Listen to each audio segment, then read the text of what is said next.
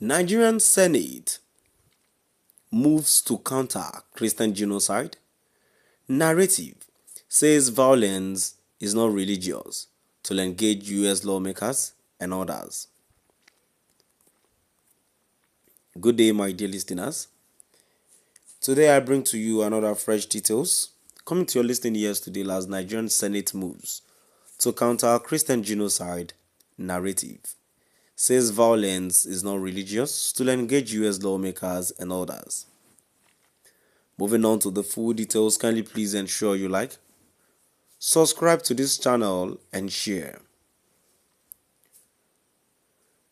The Nigerian Senate is set to debate a motion seeking to correct what it describes as the dangerous misrepresentations of the country's security challenges as a campaign of Christian genocide.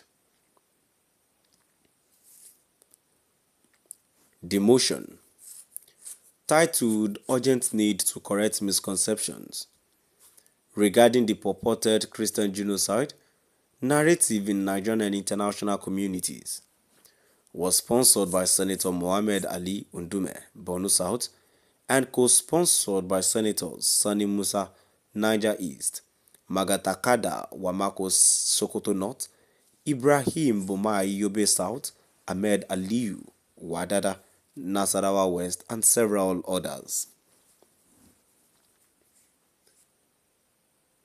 In the draft motion seen by Sarah reporters, Senator Undume expressed concern over what he described as increasing circulation of misleading narratives in both local and international spaces, alleging a systematic genocide against Christians in Nigeria.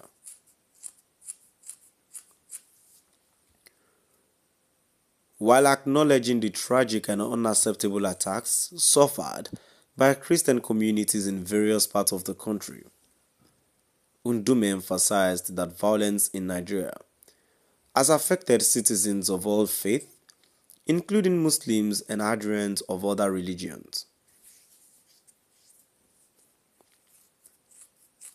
He warned that mischaracterizing the ongoing security crisis in purely religious terms risk inflaming sectarian divisions, distorting international understanding, and undermining national unity. Senate motion says violence affects Christians, Muslims, others. In the motion, the Senate noted that Nigeria remains a multi-ethnic and multi-religious nation whose unity depends on responsible communication and accurate representation of fact. It expressed concern that certain foreign media outlets, advocacy groups, and religious networks have amplified the Christian genocide narrative without adequate verification. The motion further observed that the nation's security challenges, including terrorism, insurgency, banditry, communal clashes, and criminal violence, have resulted in the loss of lives and property among both Christian and Muslim communities.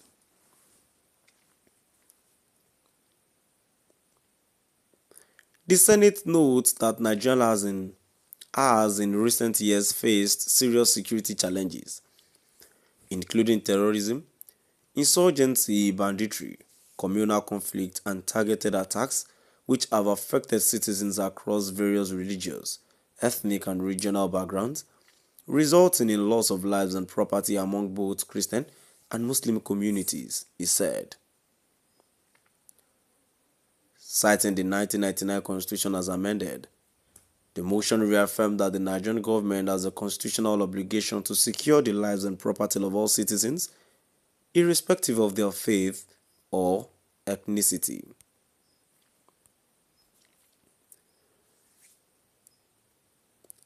Concern over U.S. designation.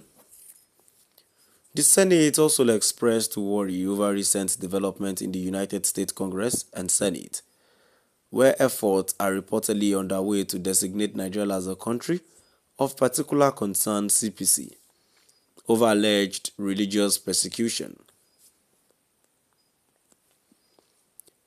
The lawmakers warned that such international misperception could have serious diplomatic and economic consequences for Nigeria.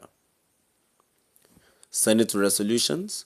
In its resolutions, the Senate firmly rejected what it described as the blanket characterization of Nigeria's security situation as a Christian genocide.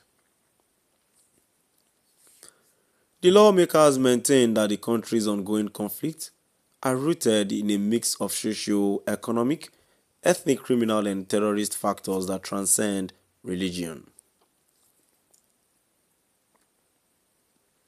The upper chamber called on the federal government, particularly the Ministry of Foreign Affairs and relevant security agencies, to adopt a data-driven approach to public communication, including the release of verified casualty figures, contextual reports, and investigative findings, to counter the spread of misinformation locally and abroad.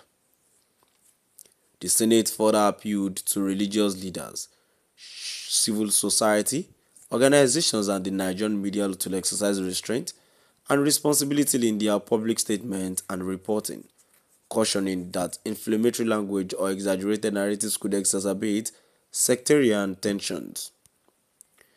Yes, my dear listeners, now we've come to the end of our today's news. Please do drop by at the comment section and let's know what your view is all about. Thank you for listening.